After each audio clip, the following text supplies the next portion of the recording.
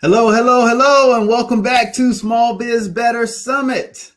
Wow, this has been a great day of so many great talks, and we have another great talk right here for you. Many of you have seen Mr. Derrick Butts on our last summit, and by popular demand, he is back. So, ladies and gentlemen, please welcome Mr. Derrick Butts to the Small Biz Better Summit. How you doing, sir? Well, I'm doing wonderful. Once again, I always say it's a great thing to speak at an event one time, but then to be invited back, that's an honor. And so I want to say to you, thank you for extending me the invitation and the opportunity to be back here with you and the great guests that you have here at the Better Business Summit. So again, thank you so much. I'm excited about today, excited about our topic, and here we go. I'm loving it, man. Thank you so much for joining us again. And thank you for the great value that you gave us last time. Thank you for the great value. So this time, Derrick Butts has some amazing value that he's going to drop on you. So if you're familiar with Derrick Butts, you already know he's got some great stuff coming for you. If you're new to Mr. Derrick Butts, let me tell you a little bit about him. He is the author of the new book, Make Every Day a Wednesday. Now, the win is spelled W-I-N-S. Make every day a Wednesday. And so every time, actually, when he and I are in communication, we'll often just greet each other, hey, happy Wednesday. And I just think that's so awesome. And I love that. How did you come up with that, actually? This is a bit off script, everybody, but I'm curious. I want to know, how did you come up with that? Well, of course, the company name is Assist You to Win. And all my life, I've been involved in sports. And so when I was thinking about the company and the name, and I was getting ready to come up with my second book, it just dawned on me that I want to make every day of my life a Wednesday. And so we want to win in some way, some form, some fashion every single day. And so I really say it over and over because I want that to become what I'm looking for in a day.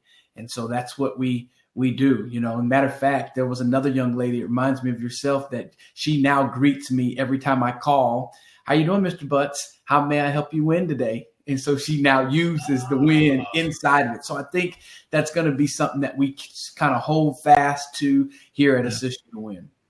I love that, man. I love that. I love that story. I love that. Make every day a Wednesday. And I love the play on words. We're big on play on words at our agency just because they're fun. They can have dual meanings and they stick with you. So we're really big on that. So in addition to being the best-selling author of Make Every Day a Wednesday, Derrick Butts has done so much in the coaching industry, so much in the sales industry. He is a sales expert. And today he's going to actually be talking to us a little bit about that. He's talking to us about pivot phrases for profit. Pivot phrases for profit. So I'm super excited about it. Derrick, I'm sure, actually I'm speaking for him, but I hope he's super excited about it. Of course, yes. Awesome. So let's dive right on in, right? Pivot phrases for profit. How does that, give us a little bit more about that. Pivot phrases for profit sounds very, very intriguing. Yes, sir. So, of course, as business owners, entrepreneurs, leaders in the sales industry or in any industry, we do everything that we do to, first off, add value to people's life. That's the first reason why anyone should be in any form of business, is to have a good or service to add value to someone's life.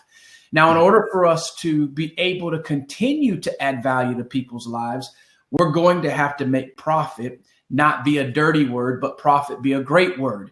And then the reason why it's a great word is because when it's all said and done, people love to purchase things. Many times they just don't like either the process that they have to go through to be sold their item.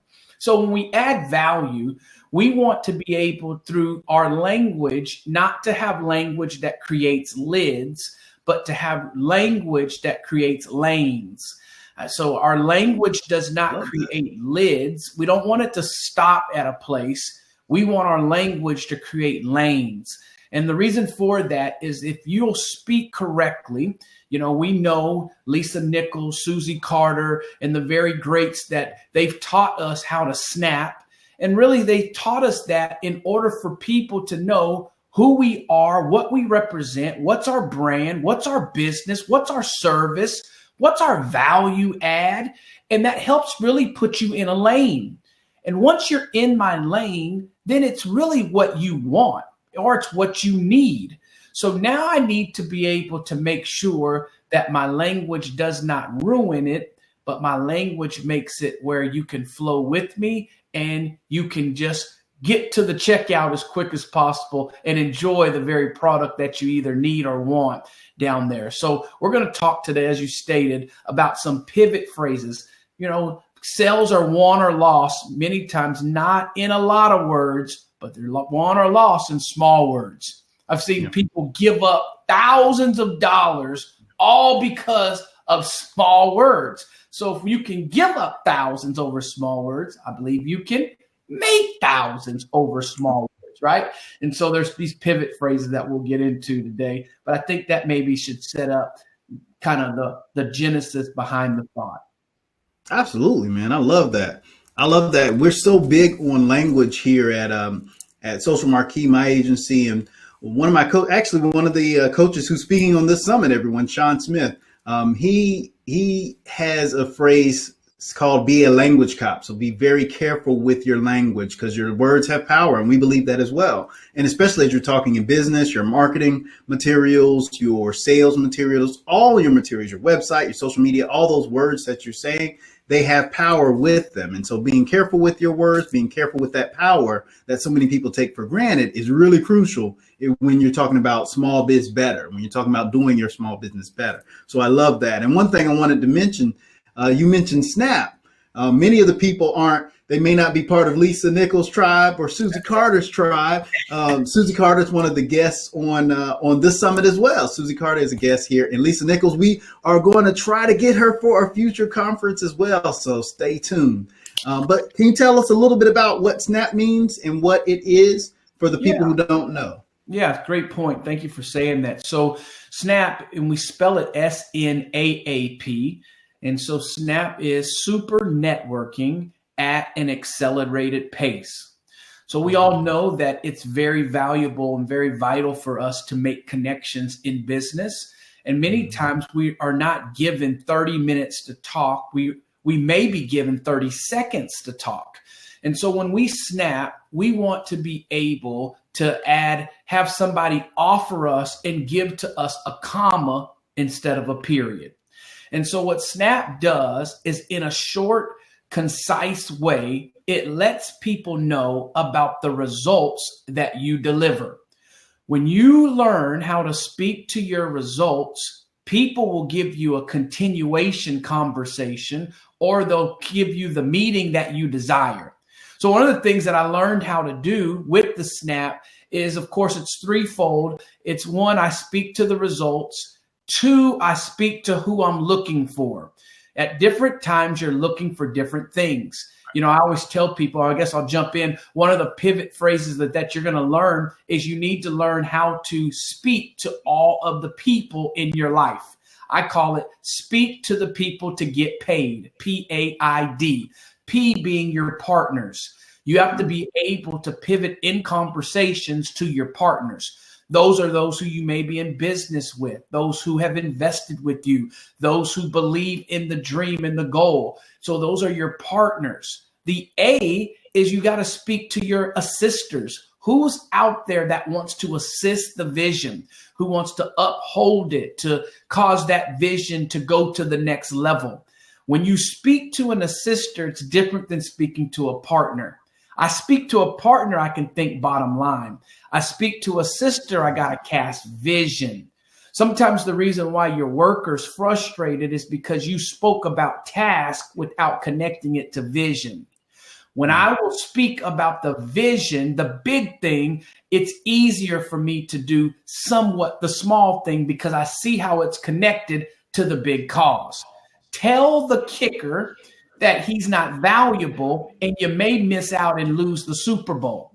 But keep the kicker stretching on the sideline. That field goal may come in handy during that Super Bowl. So the P's, you got to speak to your partners. The A, you speak to your assisters. The I, you speak to your investors. I got to learn how to speak to the people that write the check. I got to communicate. I got to communicate both vision and detail with ROI in mind. Vision and detail with ROI in mind. I'm not just handing you money for you to just do what you want because you have a good heart and you're passionate. I need to know, is your passion have a plan? And when you can showcase that plan, somebody will partner in and write the check because they see return on investment. And the final one is you got to be able to speak to the dreamers.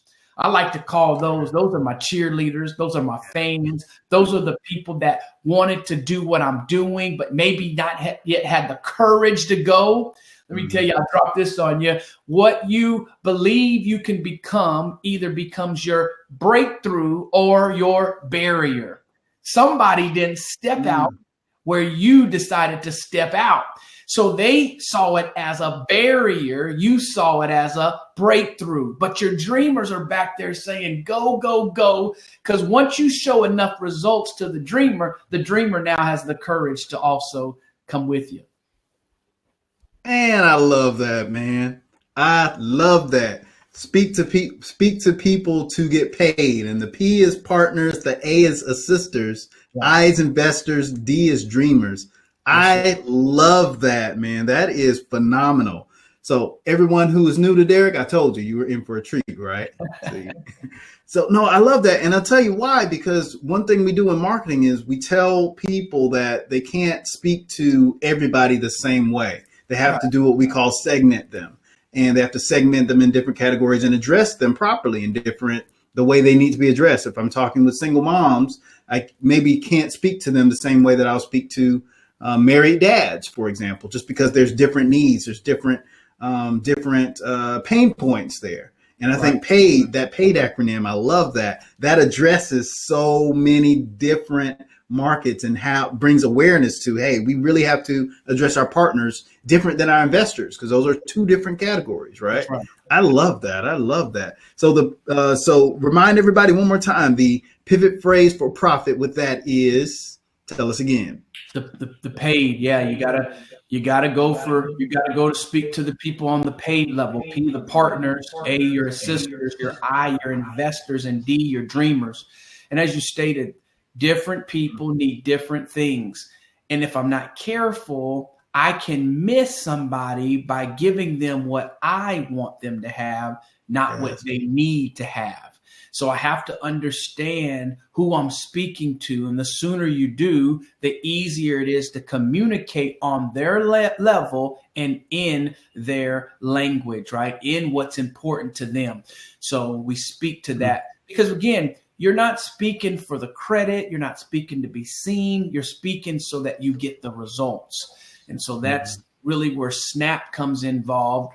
As we stated, we speak to results, we speak to who we're looking for, and then naturally there's a call to action in everybody's category. And so that's what SNAP is and we can do that in 30 seconds, 60 seconds at the most. And again, all you're looking for there is a continuation, a comma, where they say, you know what, I want to go to lunch with you. And when they say that, you know you did a great job. And that's where you can unveil the whole plan, because you have their undivided attention.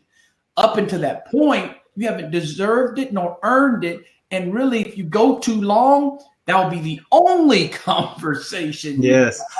And who knows, that could have been the person that was really dialed into you. So. Absolutely.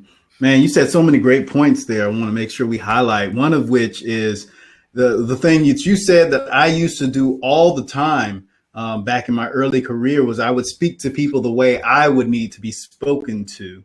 And that I learned the hard way is not, you have to speak to people the way they need to hear information, the way they dissect information, the way they process information. And in order to do that, you need to know them, right? And that's a common misconception that a lot of people we see on social media and their email marketing and so many other different marketing avenues, and especially in their sales, they're speaking to people the way they would be sold or the way they would be convinced. But we have to learn their pain points and how they need to be communicated to. And I love that, man. That is awesome. I will be using that, paid, the partners, assisters, investors, and dreamers. Good And news is you got it down already. man, because that's amazing, man. I love that. I love that. That is amazing. Yeah, I'm definitely a dreamer, and I'm the visionary of the company. And so and I hope people see that you need all. You know, it's like a recipe. You know, you need everybody in order to make your perfect recipe of your chocolate chip cookie or your cake or whatever it is. Business is the same way. It's like a recipe, right? You need each one of these people. If my company was just me, every product and service I had would literally just be a dream because I'm a visionary. I can dream it all day. I can see, some of the things that we should be doing 3 years from now, 2 years from now, next year, next month. But without assisters, yeah, they would just be dreams. Without partners to help us spread the message further, faster, beyond our own effort, it would be, there's only so much we can do with our own effort, right? And without investors, of course, helping drive that whole engine, there's only so much we can do on our own. So yeah, man, I love that. We could almost do a whole session just on paid. Right. I'm seeing that now. Hint, might have to get him back again, everybody. Yeah, put that in the comments so we can get Derrick back again. Cool beans. So tell us, what's another one of the pivot phrases for profit?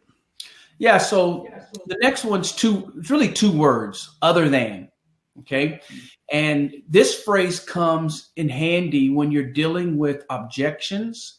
So I think before we even talk how we would use it, we got to know, and a lot of these will come into things that if you don't know or don't have a strong background in sales, you want to do some homework here, but you got to know the difference between a statement and an objection. Because as a client and as a consumer, people, they sound similar, okay? They sound similar. And if you're not careful, you will start addressing statements and think that you need to overcome a client's statement. You don't need to. They're just letting you privy to what's going on in their head. So everything you hear doesn't need a response nor an answer. So early on in sales, I didn't recognize the difference, and I love to talk, and I had to learn how to listen and be more of an active listener and know the difference between when somebody was just processing and somebody actually was at a stump. They were at that crossroad where either I'm walking or I'm not. Sometimes people just give you the opportunity to watch them go through what their mind's thinking, right? When we hit buttons on a computer, we don't always see what's happening behind the scene. We just see the response on the Word document. Well, that's what's happening in people's minds. So I got to know the difference between a statement and objection. Now, how do I use other than? I use other than because before you start addressing and overcoming an objection, it would be nice. It would be nice to know all of the objections, because if I start overcoming them one by one, here's the way I always tell somebody: 5 people in a home. That's my house. We got 1 daughter, 2 sons, me and my wife. So 5 of us in the house. It's Sunday morning. We just get back from church. And my wife says, I'm going to cook. If my wife goes to all of us individually and says, what do you want? And after that person says it, she runs to the kitchen and she cooks it. And then she puts the dishes up. She comes back and says, what do you want? She may be handling things too many times. But if I learn the other than objection, I can get all of the orders out at one time, and I can see how answer to 3 can actually answer to question 1, and I can see how 2 goes with 4. And when I present it all back on a plate, it's now easier to receive because it didn't come one by one. Yeah. So the pivot phrase is other than. And so how that looks is, so a client would say, I'm struggling right now with the price of, I come from the automotive, of what I'm getting for my trade. So how would I use that? Well, client, I understand that when I'm shopping, I also want to make sure I get the most value for my trade. Other than the trade, is there anything else that's going to keep us from moving forward? So the other than factor says, I've heard you.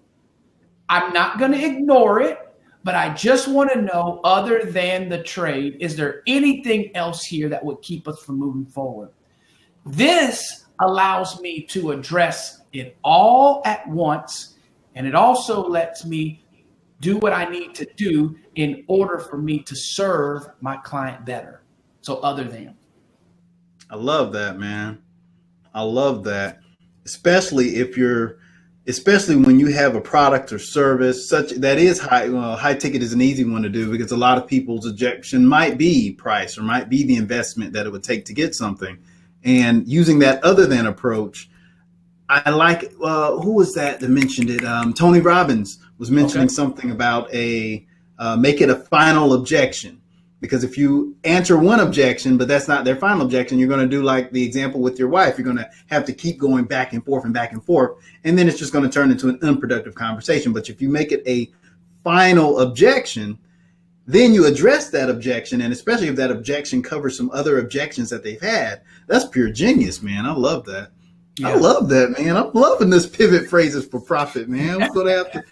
I wish I could take some notes right now, but rest assured, I will be watching this replay to take some notes, man. This is golden stuff. All right, awesome. So what is another pivot phrase for profit? Yeah, so another one, and I think this one is like really my favorite one of all of them. So, I mean, I have a host of them. We'll go through a few of them today. But so this one here, again, this one can help with when you have two offers. I would say that's probably the best way to set this up. And you're trying to find where's your value, where does the person place the value? So, and it's very important to do this. Now, here's what I'm going to tell you. A lot of these great closers are great openers. I want to say that before I get into the pivot phrase. Great closers are great openers. So if you don't know how to engage to gain entrance into your client, you have to learn how to do this in a conversational way of asking the right questions. Because as you're opening up a sale or opening up a relationship, a client tells you their hot buttons. So it's important for you to know the hot buttons because every hot button has a value that you can use to that client. Everyone. So if they have kids, security, safety, stability, those are hot buttons that can be used to either allow them to come up a notch in where their thinking is or allow them to see the product more valuable than maybe they would have saw it without thinking about their kids. So that's very important for us to say. So here's the phrase, though. Here's the pivot phrase. With this purchase, is it easier to put more money down or is it easier to make a little more money for the payment?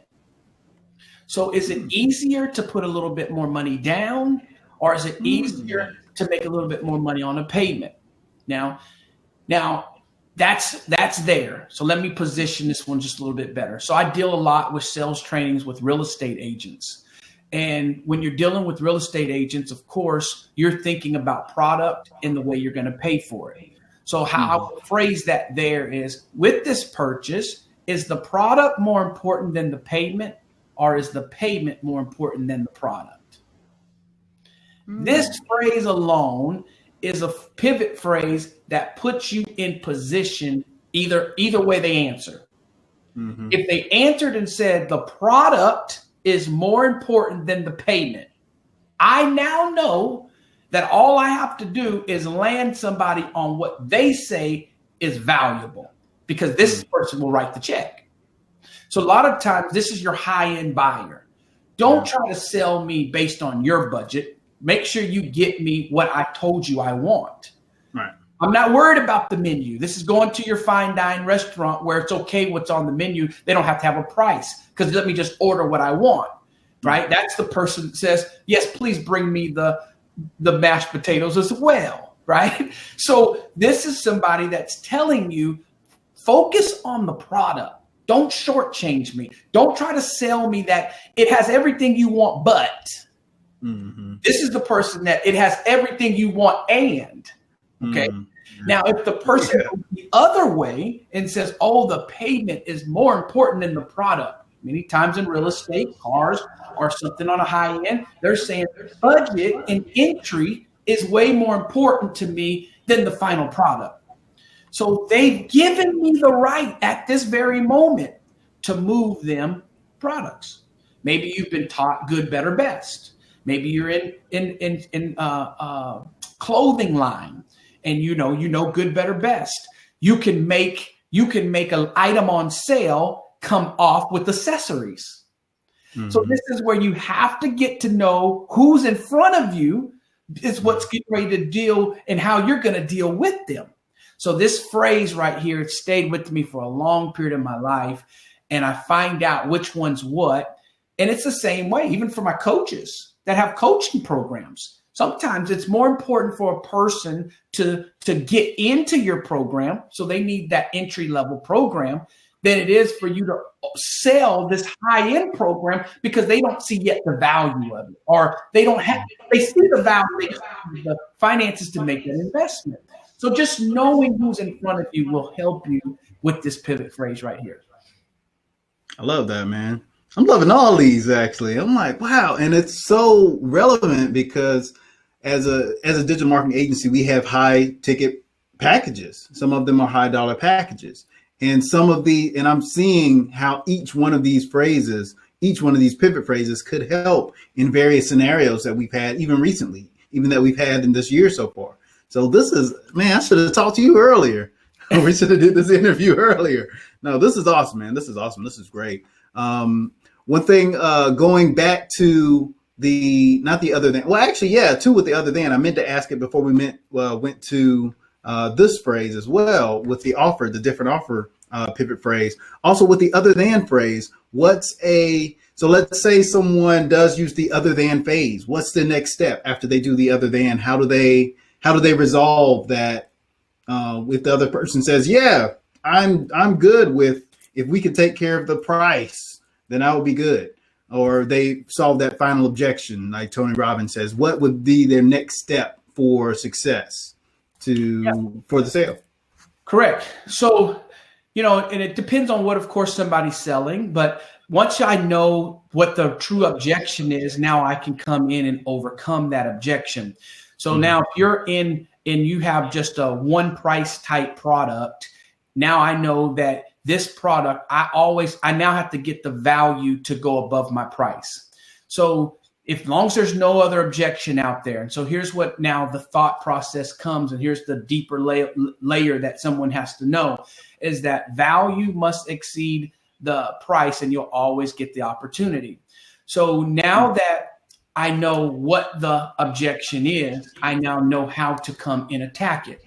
And again, this is when I'm going to pull back into my toolbox what I've heard all along. Because if I'm away on, let's call it $100, $500, now I need to start seeing the items that we offer and start attaching monetary value to those and start to assume I have the money that they said they're going to get, and now only have to move them that difference. So let's I want somebody to really get this, right? The item costs $2,000. A person said they can afford $1,500. So when I'm thinking about a payment jump or a price jump, I'm not thinking 0 to 2,000. I'm thinking I have 1,500. So I now need to build $500 worth of more value, right? So I'm now working for $500. So I'm going to pull back and talk about it. Today's phone is different than yesterday's phones because of the pixels in the phone, which means you don't have to purchase another phone. So that's value right there.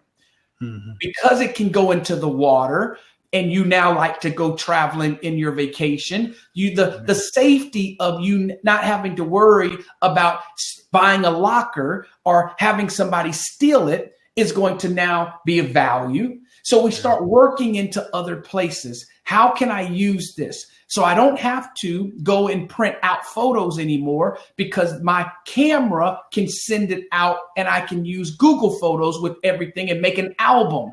So I'm saving money. So I'm working on where is the everyday use that I can show money and save money in order for somebody to go ahead and spend the money. I love that. Finding value in non-obvious places. A lot of times we see value as just the dollar signs or just the money, but everything you mentioned, every benefit that you just mentioned there has value. And a lot of times, even us as an agency, and this is something we definitely need to work on as well. There's so much value in non-monetary things that we can call attention to in order to help that gap that you were saying, help fill in that gap. So I love that. That's genius, man. That's pure genius. I told you, you're in for a treat with Derrick Butts. All right, cool. Well, let's have another. Let's have another pivot phrase for profit. And I know you got plenty. Yes, sir. Yes, sir. Okay, so this one is about information. You find this in sales. Sometimes people give too much information or not enough information. So where is it at? Okay, so you want to give all the information needed in order for someone to make a decision. Mm-hmm. How do I know how much information I need to give? A lot has to deal with the relationship curve. Again, how important. Great closers are great openers. If you don't engage, you don't know where your person is, because many times today in this generation, people have the same amount of information you have. A lot of times they want to have verification to the information, or they want to experience the information. So if we can sample more than just say, we can sell more of our product. I'll say it again. If you can get into sampling more of your product than just talking and telling more of your product, you will sell more of your product, because that's normally when somebody engages. Because online, I read about it, I heard about it, I watched reviews about it, I did all that. Now I need to sample it. So if there's a way for you to sample sells way higher. So here's what I'm saying. I want to give you 3 I's right here: inspiration, invitation, information.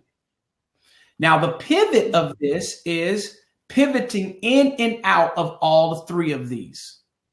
So I'm first off, when I represent my product, I can't represent my product as if I don't like my product.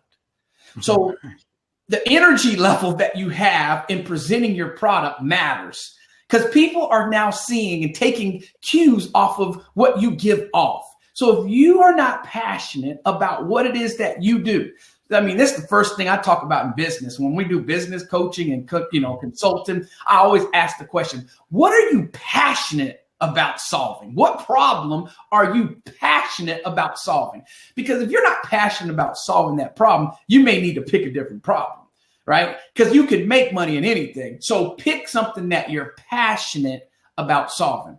Now, I want to give people inspiration from the moment. And so, inspire is going to inspire them to action. So inspirational. So through my body language, through my voice, through my gestures, through everything that I can give off, I want somebody to know I already believe in this. That's your confidence meter.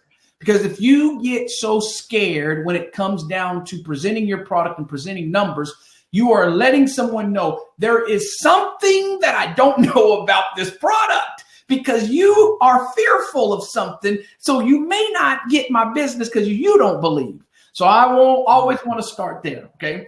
Now, how do I transfer over inspiration into invitation? If I stated to somebody, hey, I'm having a party Friday night, will you come to my party? To a group of people, that alone is enough. So I gave that group enough information in order for them to come. But notice it was just an invitation. See, there's a group of people that want to do business with you that are ready to go, that you talk them out of business because you just didn't get to it. You got to know that group, 3%ers. Go grab them, go get them, take them to the register. They're ready to check out. They do not want to stand in the Kroger line. They want to check out. Now, if they don't check out there, that means they need what? More information.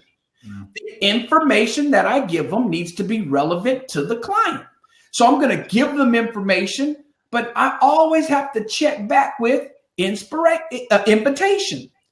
Information, invitation. Information, invitation. All surrounded by inspiration. It's what a great chef does. great chef does it all the time. They go up to the stove, check the food, may get a toothpick, may put it in, check on it, not ready, pushes it back. They're what? They're giving an invitation for the food to be ready to come out. But many times we just go with information. And then we have an assumption that our information was so great that the people now just want to do it. Well, you talk them past their yes.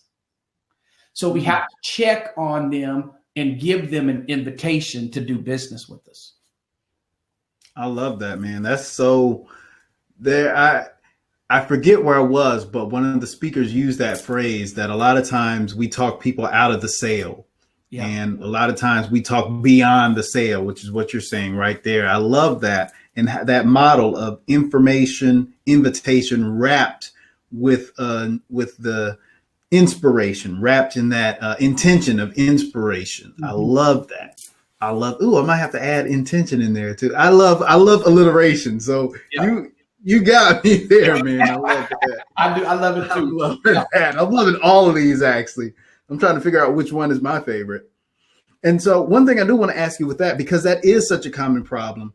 And I think one of the things that we see with people who are doing sales, a lot of times one-on-one sales, is a lot of times they're uncomfortable with the silence. And I think this actually applies to something else you said earlier as well. I don't remember which one right now, but a lot of times people, when they say something and the other person is silent, a lot of times we feel that we have to feel that silence. And a lot of times that's where we can talk ourselves out of the sale. Or there was something else that you said earlier that I know it impacted as well. Probably the objection versus statement. Yeah, exactly. Yep, exactly. The objection versus the statement, because a lot of times we get defensive. A lot of times if we're selling our own thing and we say, hey, yeah, here's my thing, and they say, oh, it's too much money, we feel we have to defend it right then and there without getting the final objection or the other than statement that you use, right? Yeah. So how can someone start to counterbalance these, what we now feel are natural tendencies, which are really just habits we've built up over time, probably to cover up for some other insecurity, I would probably say. But how can we move beyond that awkward silence, especially that we would face in maybe a one-on-one conversation if we're doing sales, that related to what you were just talking about with the information, inspiration. Do you see what I'm saying? Yep. Okay. So I think, if they can just see a straight line real quick and then you do two breaks inside the line, if you can see that, I always think that you need to sell you need to sell why, and you need to sell now. So if you can see just when you're inside of a conversation, the first thing I want to do is sell me. So that's relational.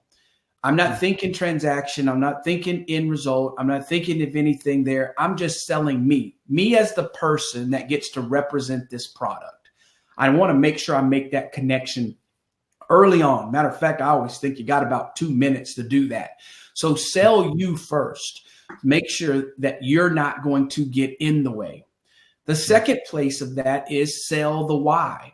What's in it for them? So that's where the questions and engage in to gain entrance. Selling the why of the product. How I do that, though, is asking more questions than making just the statements. So I want to engage the client to find out where's their knowledge base. What have they done so far? How much research had you put in? Where are you at in the buying cycle? So today, what is it that you wanted to accomplish today? How can I assist your either knowledge base or for you to move the ball forward in your decision-making process? So if I ask great questions, I can now have a quality conversation. So then I sell the why, and then I sell the now. I sell the now by every client needs somebody just a little bit. They need a little push, right? I don't need to be bossy or forceful, but people need that. Hey, right now, what greater time than today? We've thought about it. You've done the research. It's right here. So, what greater place to do something today? That's you coming into asking the question. So here's what I say on that. We have to learn how to present boldly and give people their options and then let them make the choice that's best for their life.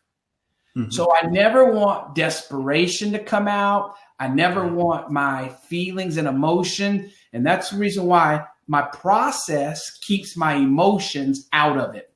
And that's why when I go in for sales teams and sales groups, I always speak about making sure we have a process for sales, because if not, the personality overrides the moment. So if I'm on a good day, I'm real good. But if I'm on a bad day, then ultimately people feel that, and I then don't deliver adequately or effectively. So when I'm processing my sales, it kills the emotions out of it, right? I can be even tempered. So I can be inspirational about certain parts of it, but then when I get into the close, I know how to bring the plane down to say, now that we've arrived here, we need to make sure we check our belongings, get everything that we brought on. That's my way of landing the plane in order for them to now make a educated decision that's best for them. When you have a great product, present it with boldness, connect it to their everyday use, and now allow them to make a power choice. And, and then you have to just be confident in that. I love that. And for everyone, and this is important too, and I think it ties right into what you're saying. So many people, including myself, I was scared of sales for the longest time. And it wasn't so much that I was necessarily scared of sales. It was, I'd always, I feel like our company is one of integrity, and I always would remember those bad sales experiences that I would have in the past. And I always remember, just that kind of sleazy salesman or so. And I was like, no, we will not be like that. I never wanted to be like that. Nobody on our team will be like that. And as a result, we wouldn't necessarily sell. Right. But of course, that's the company cannot survive if you do not sell. And we know so many people have that kind of apprehension. So many people just have that kind of fear. And it's not necessarily fear of sales. They just don't want to be done how they were done by another unfortunate salesman. And I think that's something with the sales industry as well. So actually, let me ask you this. I guess I got to ask that now that I've introduced that part. Because I think these pivot phrases for profit are extremely, extremely valuable in attacking what we think, what is the kind of the view of the sales industry, right? And I just want to know, how we can get this information in the hands of more people and more people that are doing sales aside from attending this summit. But what are some ways that we can actually get this out in front of more people? Well, of course, the number one way is they can bring me in. Seriously, I mean, of course, following the Better Business Summit, because of course we're committed to this relationship and this partnership, because of course you offer valuable content and information by presenting speakers to come in and share to this. And so every time I come, I always know my job is to bring an aspect of sales in, because everybody doesn't get trained on it. We get trained on having, our passion is this, and so I want to go out and do it. But then we always hit this stopping point or a stuck position where it's like, okay, I did all of this to get started. Now I'm right here. I know I could get to the next level, but I got to sell somebody something. And so my job and my value add to humanity is to bring integrity to sales. And so I leave you, I like to drop this here, and that is the integrity of a business is based on the integrity of the individual. So I know that there's a painting with the broad brush when it comes to sales-oriented individuals. But when it's all said and done, people know that people make a profit. It's just learning how to have a process that lowers the anxiety of your client. We know that eggs don't cost that much money, but we don't argue when we go to the register. We know when we purchase anything from toilet tissue to a tire, we know that there's profit built in. So right. It's all in the presentation of how we do it. And most of the times also in the after sale of the sale. So make sure that if you're going to be bold about selling it, be bold about standing behind it. Because we're human. There's times where a link doesn't work. There's times where a webinar doesn't go through. Don't make excuses for it. Just accept it as humanity. People would rather us save face by being truthful than to be the quick talkers to try to make it and push it on somebody else. You just make yourself look worse when you put it on somebody else. Oh, my assistant forgot to send it. No, you didn't even tell your assistant. Just own up to it, because that is what people are looking for. When they find authenticity and transparency as a part of your process, I'm telling you, you'll see the word loyalty come back. It's the only reason it's left. The only reason loyalty's left is because we won't stand with it. So they decide, I'll just go to wherever it's cheapest, fastest, and quickest. And that's why they leave. Loyalty will return when we stay with what it is that what we represent and present. I love that, man. Bringing integrity and authenticity back to the sales industry, Mr. Derrick Butts. Man, this is amazing, amazing content, man. And I know you have more. So hopefully I can twist your arm to get you to come back to another Small Biz Better Summit. Because yes. I keep twisting, though. I'll keep twisting. I'll be like, happy Wednesday for like 20 days straight, on the text message. So everyone, wow. Mr. Derrick Butts, we can't thank you enough, man. This has been some great, valuable information. I've learned a lot. I've been in marketing now for 21 years. And I've learned so much on just this interaction with us just now, as well as last summit's interaction. So I know you are just a wealth of more information. I know our audience has gained so much. If you have questions for Mr. Butts, please leave them right below this video, and we will try to get to them in a live Q&A or some other fashion in order to get your answers, get those questions answered. And before we move on to the next session, Derrick, is there anything you want to leave the audience with? I'm going to leave you with this today. Small Business Better Summits are the place for you to be in order for your business to be bigger and better. That's my word for you. If you'll take the information that you learned in the Small Business Better Summit, your business will continue to be bigger and better. There's too many valuable content being dropped out here for us not to glean from each other's garden. Apply what you've heard and your business not elevate. So I'm excited for you. I'm excited that you support this cause. I'm so excited that you're right here. And if you do have any questions, as you've heard today, I will not shy away from them. I will answer them to the best of our ability to help you along the way. Because again, the good hearts need profit to be able to expand and increase that which is in your heart. So keep your heart right and let the profits continue to come in. I love it. I love it. I love it. So everyone, thank you again for joining us on another amazing session. Remember, Derrick Butts, author of the new book, Make Every Day a Wednesday. Wednesday is spelled W-I-N-S day. W-I-N-S day. Make Every Day a Wednesday. And so make sure you check out that book. It's on Amazon.com. Great book. Definitely check it out. And with that awesome session right there, we will bring this session to a close. You'll get information on how to attend the next session, and it's already sent to your email. Click on that link for the next session, and we will see you at the very next session. So thank you all for joining us. Small Biz Better. We'll see you in the very next session.